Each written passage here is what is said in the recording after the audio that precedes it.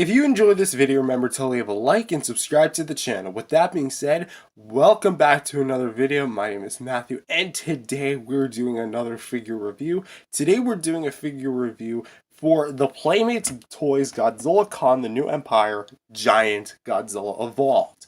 Yes, this is my newest purchase, and well, I just kind of want to go over this guy, even though I was going to anyway, because why not? You know, it's Godzilla Evolved, another Godzilla Evolved to go into the collection. Just a year ago I didn't have any, and now I have like 1, 2, 3, 4, 5, 6 of them. So now, yeah, I guess this is part of it now. But with that being said, I also kind of want to go back on something and address something I said in the my unboxing, and why I was not impressed by this guy. And you're gonna hear me kind of talk about in the review is that I saw this guy in person at my comic shop, and I just wasn't impressed. I didn't really like the detailing, and I thought for the price you were paying for it, even if it was $25, it was still a little bit much, especially because it's an upscale of the 6-inch version. But actually having it in hand, like for myself, because you know why not? I can say with certainty that my opinion has slightly changed. But let's go ahead and take a look at the figure. For the sculpted paint itself, it's a bit of a mixed bag. For the face, the paint is kind of crappy, honestly. The eye paint is completely mismatched. Like, it didn't even get the socket correctly. Like, it's all the way back there. And on this side, I think it's a little bit better. It's a little sunken down, but this is at least not really all that acceptable, but it's a little bit more acceptable. But back to the face. We actually have a bit more of like a squishier plastic, as you can see by the seam line. And we actually have some nice painted teeth. And the tongue is actually really well painted as well. So that I actually have to commend Playmates for. They actually painted the teeth and the tongue really well. And unlike the 6-inch version, because it has a hole at the top, this one actually has a painted in roof of the mouth. They didn't have to do that, but they did. And it's made of pink, same pink that the tongue is made of. And again, both of them look actually kind of cool. I dig it. I don't really dig, again, the eyes. It's a bit of an eyesore, no pun intended. But as we go down the figure, this is actually something I was not anticipating. They actually put glitter-infused plastic into this thing. Yeah, there is glitter inside. You can actually kind of see it, but yeah, see the glitter? That's not wet. Like, I never knew that. That is awesome. And anyone knows I love my glitter-infused plastics. That's why I love the the Shimo Jada Toys keychain so much. That's why I love the Monster King Godzilla Filius and the tiny little Godzilla Filius. You know, figures like that, especially the Fusion Series Godzilla 2000. Anyone who's an OG viewer knows about that. But anyways, back to this figure. We can actually see more like the sculpted ridges and such. And yeah, the details do carry over from the 6-inch version. And as we have like more like the plating, more like going back up here, we have like some of the gills, and it looks honestly a bit iffy because I feel like what they did was when it came to making the Giants, they already had the 6-inch figures fully prototyped and made, so they decided to take the sculpts from the 6-inch figures and blow them up. And they got this. And they didn't really take any like retooling to make sure that the detailing is up to par with what an 11-inch figure should be. And now we have this, and as you can see, some of the details just really flat. Like, I can forgive flat detail, but this is honestly kind of pathetic. But alas, we do have some more details here. But unlike the 6-inch version, the 11-inch version actually paints the elbow spikes correctly, which, thank you, Playmates. We have like the claw paint. Not, again, the best application. It does the job well.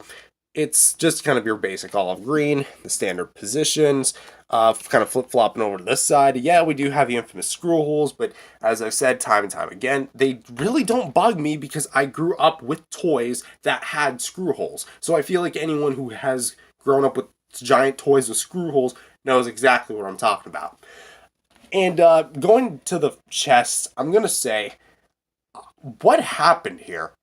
Because, again, I don't want to constantly compare it to the 6-inch version, even though this is literally just the 6-inch version blown up with some minor retooling. The original 6-inch version had a pretty big spray, almost covering the entirety of the chest to the tail, well, base of the tail at least, in olive green. Here, it's just one sliver and it goes down. It doesn't even cover it. Like you can see here, that's not even like the whole chest. That's honestly not really that good. But what is pretty good are the dorsal plates. Very rubbery, and they're actually translucent, unlike the previous Giant Godzilla from 2021, or was technically released in 2020. But it was for the 2021 movie, so we're just going to call it the 2021. But as you can see, the fin detail is actually really well done. And again, maybe this whole figure should have been made of soft plastics, but as you can see, even though it is translucent, the detail just, it's awesome. And even though there's like these air pockets, which almost make it look like it lights up, trust me, it doesn't. The Mega one lights up and the RC one from Jada Toys, which funny enough, I was supposed to pick up, but unfortunately the store I was supposed to get at sold it out. But we'd have like more of the legs coming down here. This actually is pretty good detail. I like this, like with all like the little intricate bumps going down here, and then you have like the feet. Obviously, we have like one that's pre-posed, the other one that's kind of neutral stance, and then you have like the claws that are painted the same kind of olive green. The claws in the stomach are painted, and then unlike the 6-inch version, actually wait, let's go back to here. The feet here are hollowed out, which I do understand why they do this, but it kind of is weird, especially because from the back you're gonna kind of see that and just like, why is Godzilla's foot hollow? But whatever. Here for the tail, we actually have some translucent plastic. Yeah, unlike the original 6-inch version, which from here to here is all translucent, and then from the rest of the tail to the tip of the tail where the Thermizer is all red paint. Now on the original, that was like, the paint was more of like a salmon type color, like a pinkish, not really pink, but more of orange salmon type color. This actually kind of color matches a bit better, but though it's an obvious eyesore, but it at least looks better. In fact, it's kind of more in line with the Titan Evolution Godzilla, if you know what I'm talking about. This is kind of what it looks more like. So it's almost like a hybrid between the two, and exactly how it should be. Even though I would have kind of preferred the whole thing being translucent, but whatever. But the translucent plastic looks still good, and the paint application is actually also pretty well decent. And the kind of like gummy plastic, it's not like gummy plastic like this, but still like flexible soft plastic with Thermizer is actually, again, being really well done. And then you have like some more red spray at the bottom. Oh, shred. Pretty sure that's just Access accidentally banging the figure. And overall, again, that's basically it for like Sculpt and Paint. It's certainly taken like overall at least a dive as far as like the quality of the overall sculpt compared to the 6-inch version, because that was designed to be a 6-inch figure. This has the design of a 6-inch figure blown up to 11-inch. It's like taking a PNG that's meant to be a certain pixel size and blowing it up to the size of your whole screen. Yeah, not exactly the best. And even if you use like something like AI to kind of refresh it, it's still going to look off. And that's kind of like the best way I can describe this figure as far as like sculpt and paint wise goes. But alas, is it at least good? Yes. I do like the translucent plastic. I like the fact that they actually painted the elbow spikes. And I do like the application of the teeth and the gums. And I also like the application of the claws on both the hands and the feet. However, I don't like how mellow the detail is. And I also don't like how cheap the plastic feels this go around. I could kind of accept it back in 21 because that was their first go. But I kind of expected a little bit more of a higher quality plastic with not like overly adult collectibles, but maybe more of a solid plastic. Because this definitely feels very fragile. But overall, for Sculpt and Paint, I think the Giant Godzilla could use a bit work. But I think, again, with the glittery plastic, it's almost like bribing me to say that it's good. So, I'm going to say it's good. Now, time for the articulation. And when I say this thing is a near one-to-one upscale recreation of the 6-inch figure, I mean it's a one-to-one upscale version of the 6-inch figure. Well, at least close to. So, what do we got? For the head, there's nothing. This seam line, yeah, no way it could turn. But there's no, like, head joint. I'm trying to focus in the camera better. But we do have a hinged jaw, which is something the original Giant Godzilla did not have. From 2021, and I guess technically 2004 and 54, because they didn't have it either.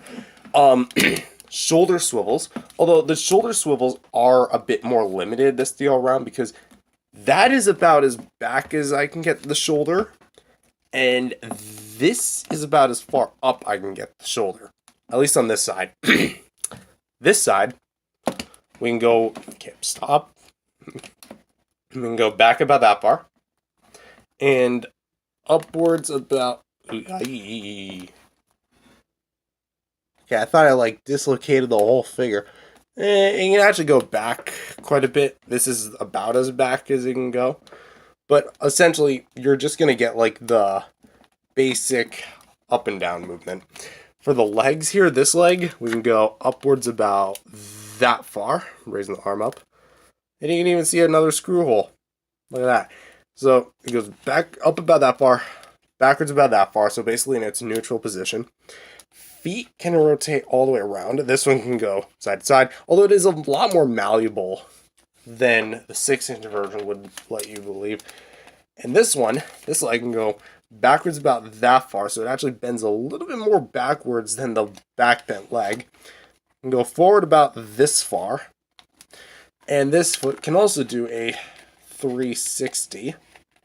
Although, again, it's made of that same malleable plastic. And the tail on a ball joint, as opposed to just a basic peg. But, so you can kind of turn, you can go downwards about that far, upwards about that far, to the left about that far. I know it's, like, really hard for me to move. And to the right about that far. And you can swivel it a bit. And also, no, there's no extra, like, segment in here. It's all just one piece. And here comes all the one-piece stands. And also, if you're wondering, no articulation of the wrists. Those are just a separate piece, although there's a seam line. It's not meant to move. So as far as posability goes, again, basically has the same articulation points as the 6-inch version. Although the engineering is different. For example, the jaw, it's engineered a little bit differently. And because of the way it's cut, the shoulders don't have as much of range. And the tail is just a little bit more stiffer. And a little bit less free to range. It's a bit more hindered. There we go. But aside from that, that's basically the articulation. There's no extra joints added. But hey, at least you got a jaw articulation piece. Now, for size comparison, I want to bring in the 6-inch version, which, as you can kind of see, pulling my camera back, they're literally spitting images of each other. The only, again, like, I mentioned the differences, but I will do, like, a much more in-depth figure review. It feels so weird holding this and then holding that. But you can definitely see, like, the sculpted details are a lot more confined, and even, like, the paint here, it's not just a sliver, it's like covering almost the whole thing. And in my opinion, it just kind of like works better as a much more compact 6-inch figure than it does for the 11-inch. Personally, I kind of prefer the 6-inch over the 11-inch.